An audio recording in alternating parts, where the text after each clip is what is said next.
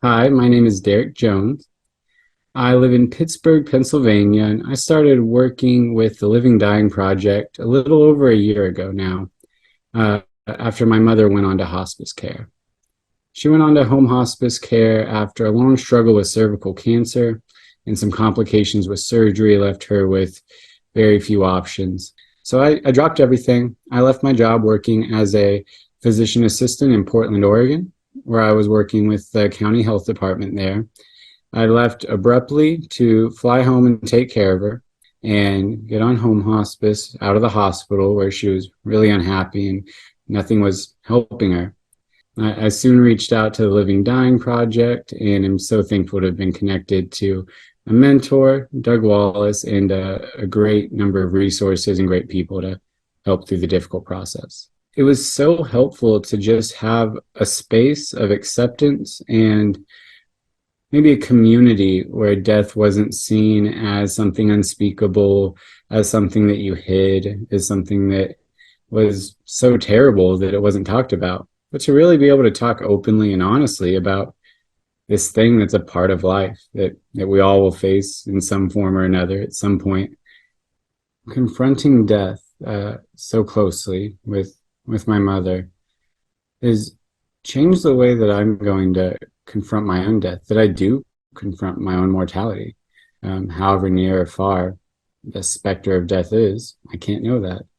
It's changed the way that I relate to it by, I think, maybe the main way is by giving me a little more acceptance that this is a natural process that I don't have control over, a little more surrender to this flow of life and the fact that no matter what I do, and I do plenty to try to maintain my health, but it's really helped drive home the reality that at some point I will die. And I've found that there's so much more peace, there's so much more living that happens when I accept that and embrace it, as opposed to resist it or deny it. One thing I've really learned from this experience is we're all dying. We're all living. Maybe that's why it's called the Living Dying Project. They're two sides of the same coin. And so I've really had to confront my mortality by working with my moms. And it's incredible how difficult and then freeing that can be. How much when you accept that you're dying, you can also accept that you're living. They say that meditation is preparation for death. And a daily meditation practice has been so beneficial for me for years now. And one thing that I've learned is there's a common misconception that meditation is about clearing your mind, eradicating thoughts, quieting. Meditation really becomes more about making friends with your own mind.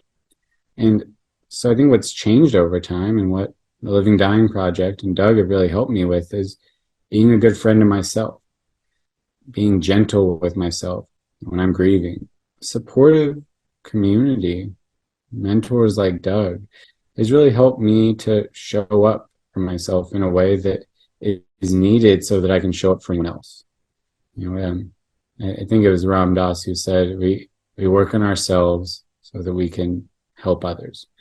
One of the things I've learned through this process of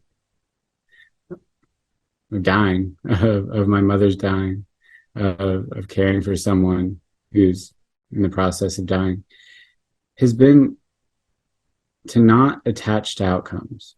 This is wisdom that has really, really helped me in healthcare and has helped me in pretty much every area of my life. And it was really counterintuitive at first. When you care about someone, when you're caring, when you're caregiving, what you might find is no matter how good of a caregiver, a healer, a son, a family member that you are, you often can't change someone else's suffering. Or if you do, it might not be as much as you want. I think this experience of dealing with my mother's, her coming, passing, her suffering, given me a perspective that I wouldn't have.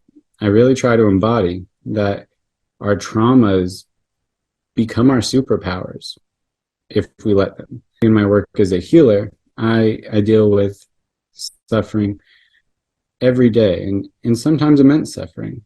And my superpower, my strength, it's not easy. I'm not saying I'm Superman, but I think I have some ability to stay present in the face of suffering that a lot of people can't. And I see day after day that the best thing I can do in a room, outside of any medication I can prescribe, treatment I can recommend, advice I can give, the best thing I can do is to be present, hear them, and accept them where they're at and with their suffering.